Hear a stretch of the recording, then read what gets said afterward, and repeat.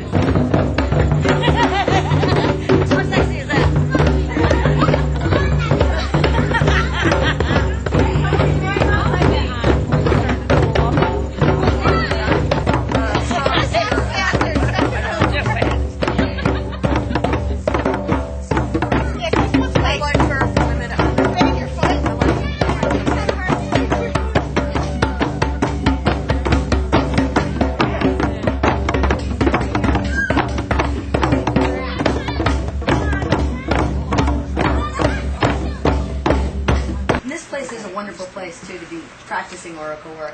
Like George said, it's for years. This has never been anything but a spiritualist, healing, and now a metaphysical temple. It's had a lot of this work done in it for many, many years. If you're going to receive an oracle, you're probably going to receive it here.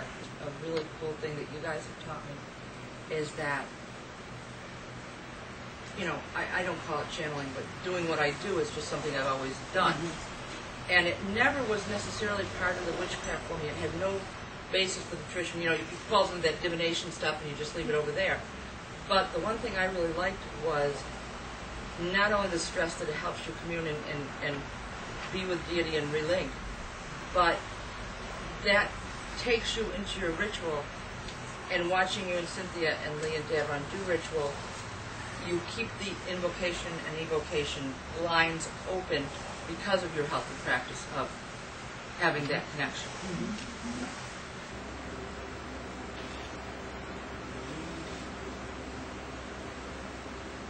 See that, which is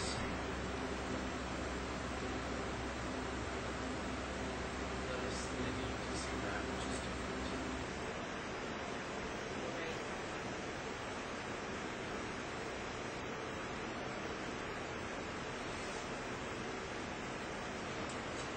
I am the force that represents death and life and death.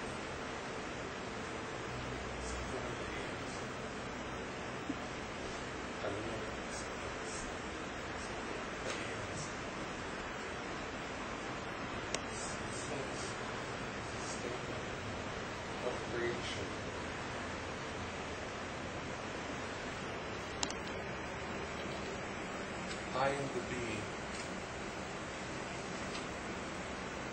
who came into being and who made to come into being all the beings that came into being. There are two acupressure points behind your head here. You put your finger back here. You feel your finger kind of fit right into it. Right there, just above those two little bones. Yeah. Just kind of on the side. Do you feel it? And it might feel a little sore, If you rub them, they might have a little tension or something.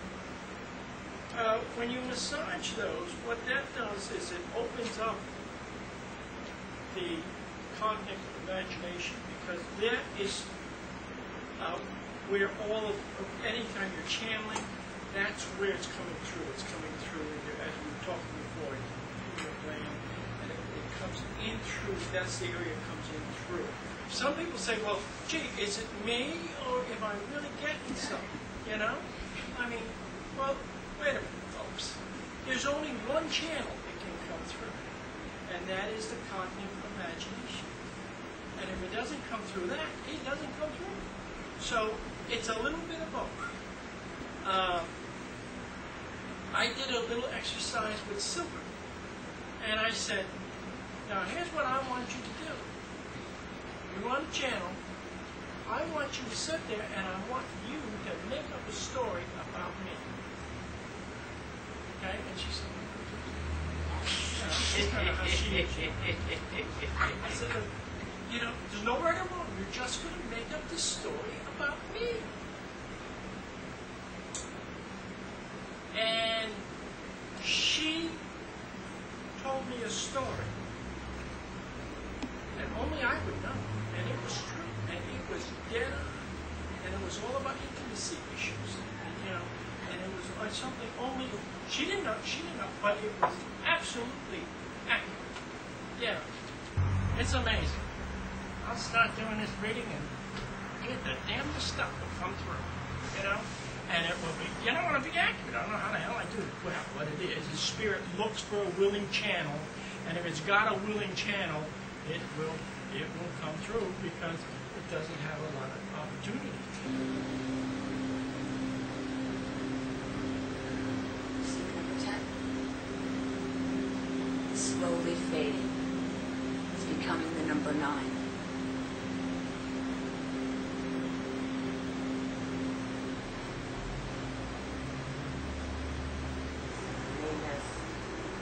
Character, picking on your character, awful stuff that's going to come up, that's going to get at yourself, it's mean, it's nasty, it's things that no human being will ever say to another. It's just to break you down because of money. That's not. Exactly. You're exactly right.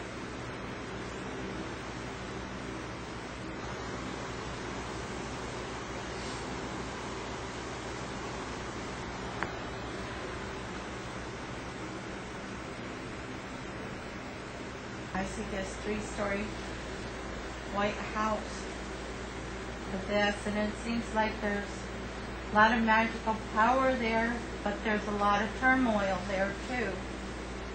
There's someone here who has a child, and a great-grandmother or aunt is trying to tell you she once was a ballet dancer or did ballet or some form of dance, I believe it's ballet, and she wants you to get the girl in ballet this year.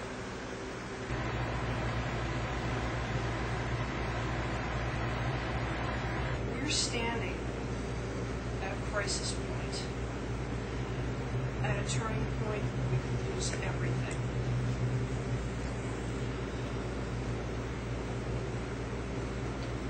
Common terms, global warming. We've already lost the city. It's getting very dangerous. The situation will turn critical. And yet each and every one of us has the power to stop it. And yet many of us have refused to take responsibility for it. We have such an opportunity here. The whole tradition. We have this wonderful, wonderful device called the crystal web. We've not utilized it to its full potential. This must change for the sake for our future, as well as the future of our children.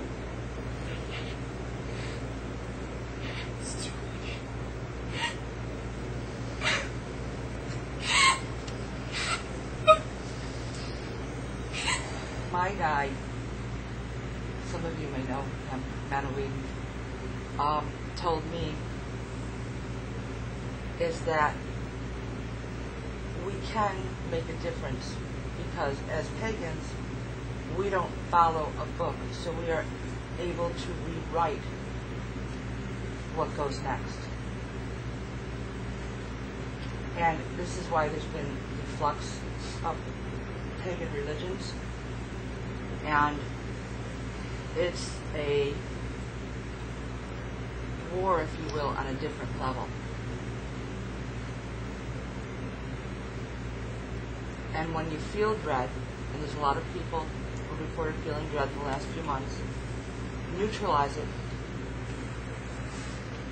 and replace it with hope, and you can make the difference. I'll tell you something. Oh, Black licorice. yes. Yeah, Black there's a licorice, lot of that's licorice common over here. there. Very common. Black licorice, we had it the last time I was there. Wow. And it's Yeah. very common. You got it. Just to go this way. It's got the points touching each other, and they're a very dark blue. And then I get it's almost like a Rosetta design, one on either side, just spinning and spinning and spinning.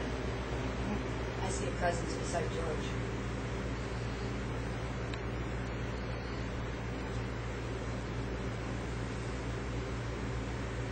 Of a woman. She's talking about the key. She says, turn the key, George. Turn the key. Were you raised around horses? Were you raised around horses? Did you have horses in your life as a child? Yes. I see you. You had one in particular that you liked? Yes. Sugar. Is there a black and white horse? No. My God, I had the Darn white you horse. two.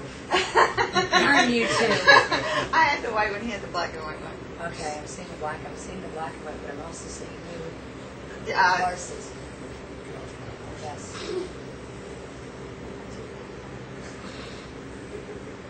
There's some kind of abuse issue going on, whether it's It's someone called- at home. I don't know if it's more it's psychological or someone just saying things to bring someone down. And it seems like a scale I see weighing, and the person is weighing what will my life be like if I stay, because there's going to be like a whole bunch of difficult economic and those kind of situations, and taking the abuse just because they don't want to. They're scared to have the legs move forward. a little baby girl. Dark hair, light eyes. Tony. It's not mine. Earlier I was getting that purple swirly light, and then it went into the form of an embryo. A baby. Yes. A girl. I don't know if it was a girl, but that's what I kept Little seeing. girl. The relationship is rocky. You cannot kill your partner. That's not an option.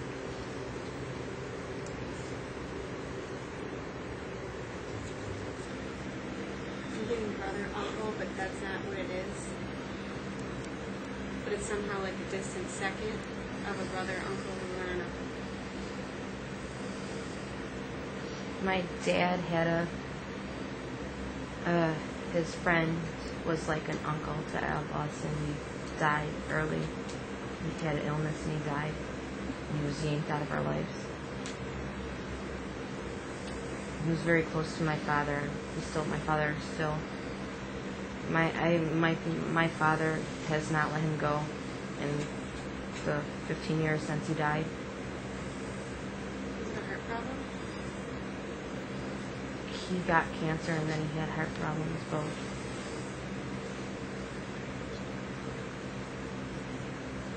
You know somebody that has a beard, a larger man. Girl in the pink. Yeah, right, sitting right next to you. I'm sorry, I don't know. That's Dolores. Oh, I can't see. Anyway, he's with you. I know, believe me. I know. He's really gruffy, beardy.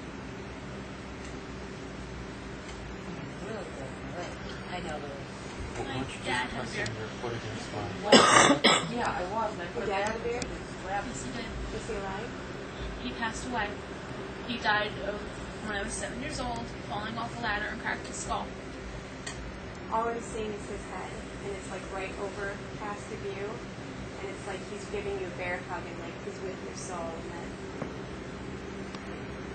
like he's just with you all the time, all the time. First time you have a lucid dream and recognize it, the next time it becomes easier. But triggers, it's like tell yourself during the day, over and over, I will know I'm dreaming tonight. I will recognize I'm dreaming tonight. You can choose an object, say I will see a pink tree, or a lot of them are always, you'll see what comes. So if you see your hands, you'll know you're dreaming. Well, if you told yourself that seeing your hands is going to wake you up. But I gave you those words in the morning. I gave you that list of words today. It's that same kind of thing.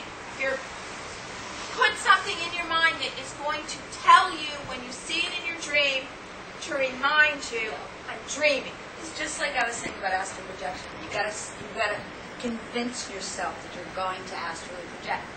Take a couple days before you even try it. Same thing with lucid dream. Convince yourself you're going to have a lucid dream, and you probably will.